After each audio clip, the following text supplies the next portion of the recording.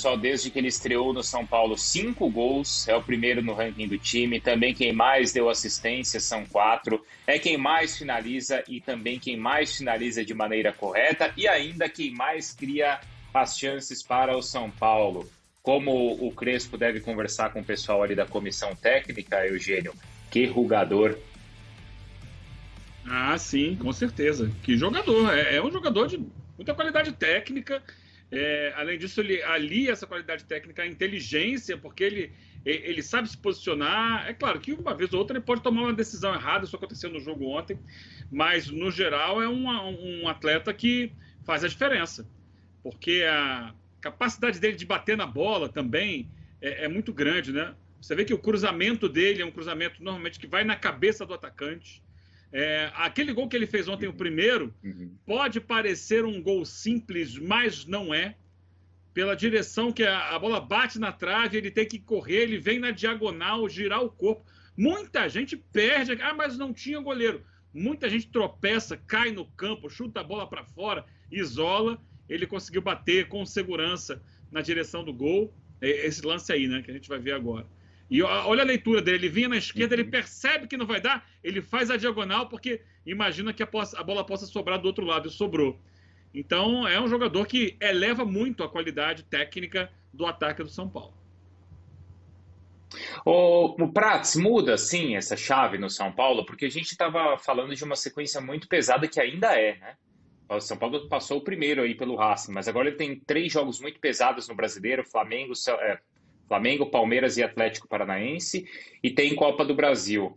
Muda, sim, uma vitória como essa apaga, assim, o que o São Paulo vinha fazendo? Ela tem o poder de mudar, Bruno, porque uma vitória como essa mexe muito com confiança, mexe muito no emocional, mexe muito no que os jogadores começam a acreditar, né? Porque a gente falava aqui de uma situação difícil que o São Paulo se saiu muito bem ontem a Avejaneda.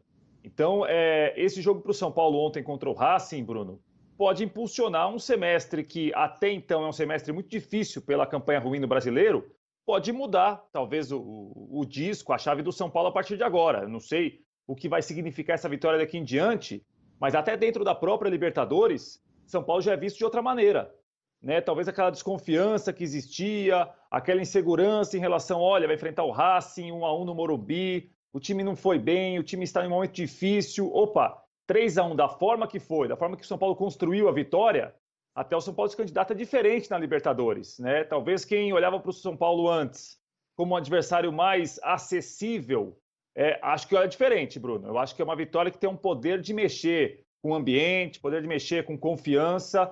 Isso pode significar muito para o São Paulo na Libertadores e também no restante da temporada. Não, e assim, né? Faz aquela história, Eugênio, de fazer com que os jogadores também confiem em tudo que o Crespo está falando, porque ele faz escolhas para essa partida que não são escolhas simples e as escolhas dão certo.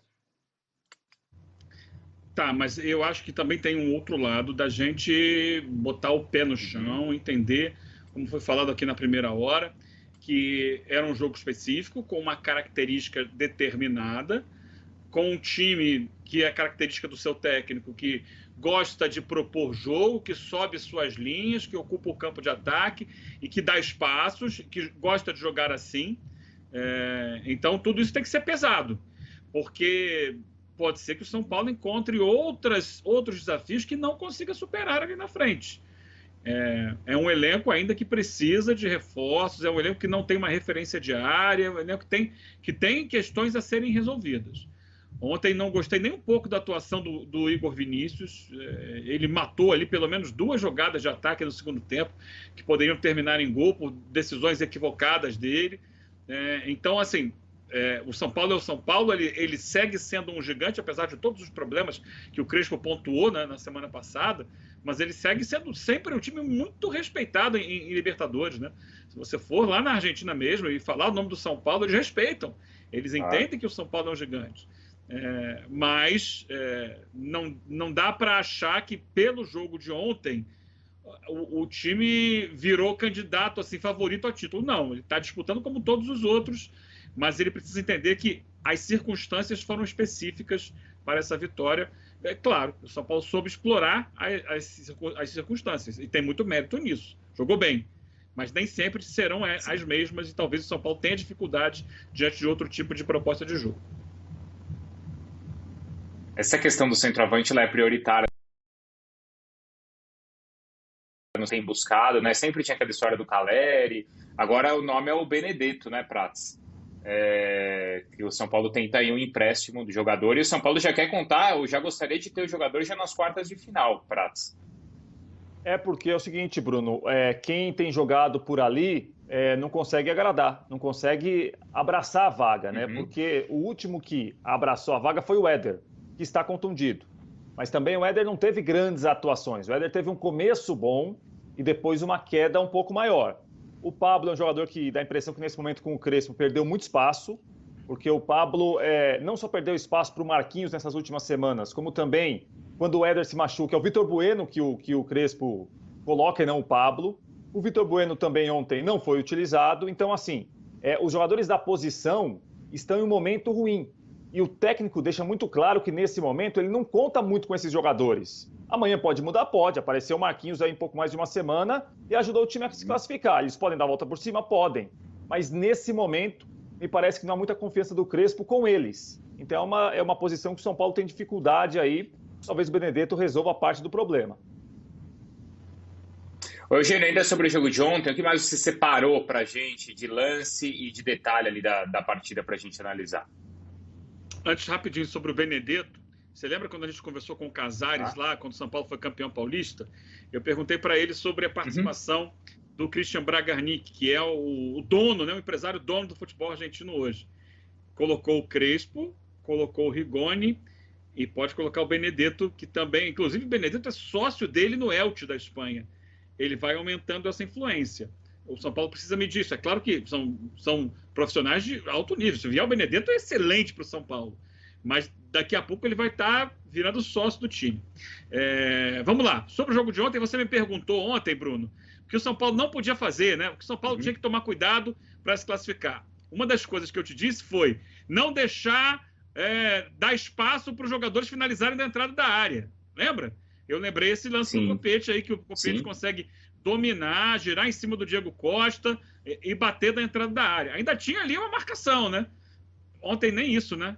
Olha como o Correia vai bater completamente livre. Ele bate de primeira, é verdade, mas ele bate sem marcação, né? Ele recebe o passe e, de novo, da entrada da área, finaliza para fazer o gol. Então é algo que o São Paulo precisa corrigir para os próximos jogos, pensando em Libertadores também, porque tenha certeza que os adversários estão vendo. Opa, ali, entre os volantes e os zagueiros, tem um espaço que dá para meter essa bola e tentar fazer a finalização. O Racing fez 2 vezes. Bom para o São Paulo, porque ele já tinha feito 3 gols, e aí esse daí não fez nem cócegas. Até porque se Rafael Prats o Palmeiras passar e a gente tiver esse choque rei na próxima fase, tem ali Veiga, tem Scarpa, que gostam de trabalhar por ali, né? Gato escaldado tem medo de água fria, né, Bruno Vicari? Porque eu vou te contar uma história. Esse negócio de contar antes da hora, ainda mais no futebol, que não aceita e não permite desaforo, tem de ter calma, Bruno. Eu falo pra você, tem de ter tranquilidade, tem de ter serenidade. É importante que você faça essa ressalva. É que às vezes eu não escuto. Faça essa ressalva. Olha, Palmeiras tem vantagem contra a Católica hoje? Tem. Palmeiras é favorito para avançar? Já classificou? Claro que não. Tem de jogar, né, Bruno? Isso, exatamente. Já a gente vai falar bastante do Palmeiras também aqui, tá? A gente vai ao vivo para o Allianz Parque, porque o Felipe Facincani está por lá e vai trazer, já mostrar como é que tá o Allianz, e a gente vai analisar direitinho desse possível adversário do São Paulo na próxima fase da competição. Aliás, se não for o Palmeiras, vai ser a Universidade Católica do Chile, e a gente vai falar sobre isso já, tá? Agora tem Galo, hein? E ontem a narração do